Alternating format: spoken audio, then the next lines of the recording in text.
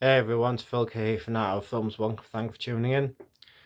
I'm going to try and explain this in a way that people will understand because it's not something that I can put into words.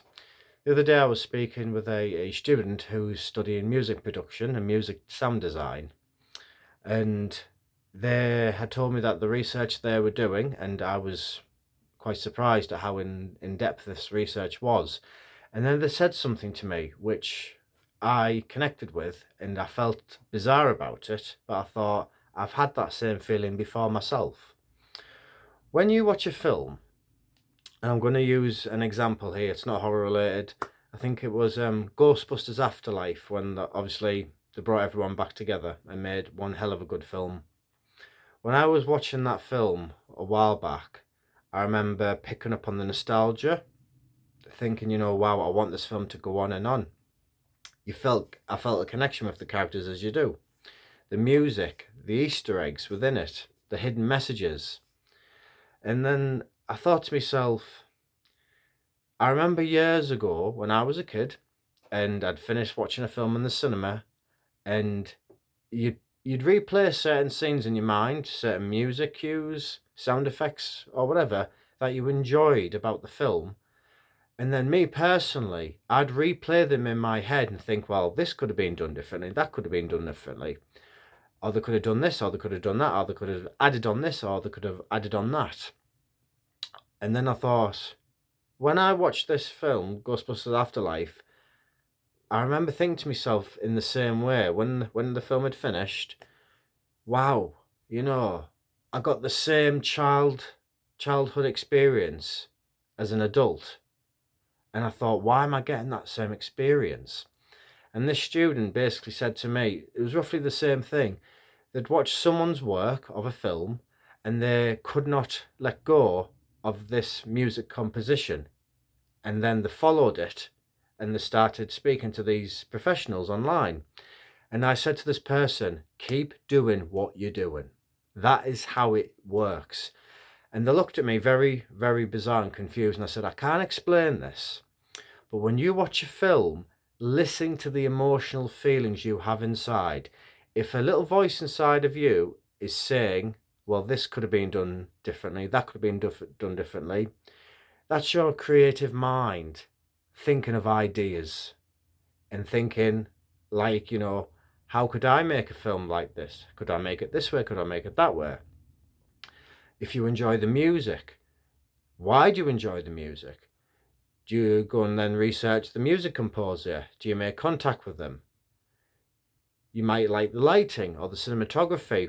So you might think, right, I want to watch more of the cinematographer's work or more of the lighting designer's work. And something inside you feels a bit out of place, like it's different, it's out of the ordinary, this. And it can be a bit, not unsettling, but a bit nerve-wracking because you think to yourself, I've never met these people before in my life, but I've thoroughly enjoyed and appreciated their work of art. I'm now reaching out to them and making connections with them.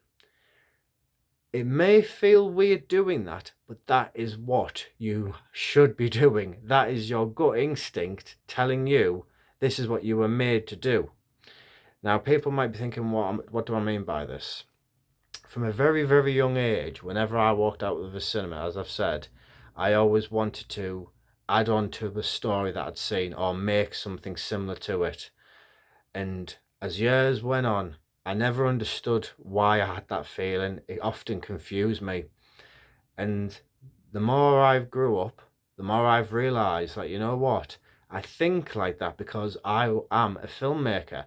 Obviously, I'm not a James Cameron, I'm not a Wes Craven, I'm not a big Hollywood filmmaker, but inside, I am a filmmaker.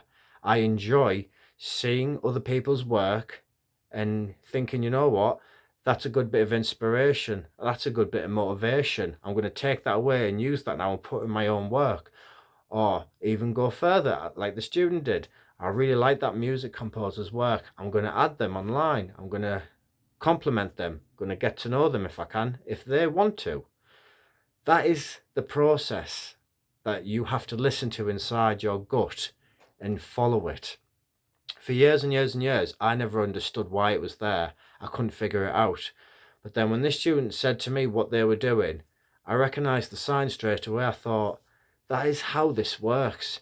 It's not even about the word networking or making connections.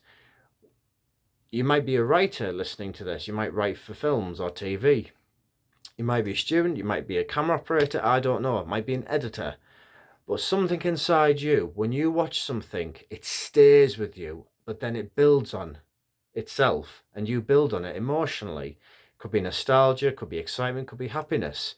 But then you think to yourself, well, why am I feeling that? Listen to that voice inside you and follow what it says. That's what I've been doing, and it works, because I've made a lot more connections now, not just connections for the sake of making a connection.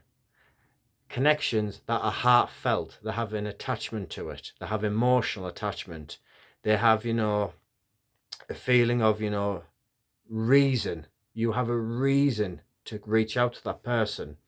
I've had this feeling before, and when I watched Ghostbusters Afterlife quite a while back, I had it then, and I couldn't understand why I had it. But then when I do watch films, I think to myself, wow, I like that producer's work, I like that director's work. Years ago, though, I used to think, oh yeah, I really like that director, or I really like that actor. Whereas now, when I think like that, it's like, right, can I write something then for that actor? Can I write something for that music composer to make up? And the more you listen to that voice telling you to follow that flow, the more you will actually get somewhere without realizing you are doing it. And that is why it's so hard to explain what networking and connections actually is. It's not just about finding the right person for the job. When you make an emotional connection to a scene, be it for whatever reason, listen to that connection and follow it, because that is where ultimately you will get results. I've often listened to people's different advice over the years, and over time I've found that it either leads to a dead end, or it leads to somewhere where you're just floating around, you're not too sure what to do. Whereas nowadays, I'll watch a film, I'll research it, and if I can feel that emotional, nostalgic connection inside that I used to have when I was a child, I then think, right, there's something there then. I don't know what's there, but there's something there. Follow it, listen to it, go with it. You will get somewhere. It's hard to explain it, but when you watch your favourite film, you have it. When you watch a film that you admire, you have it. When obviously you watch a film you don't like, you just think, toss it to the side, won't be watching that again. Do you bother to research it? Probably not. Do you bother to follow any of the cast or crew on it if it was rubbish? Well, I don't. Don't know about you guys, but I don't.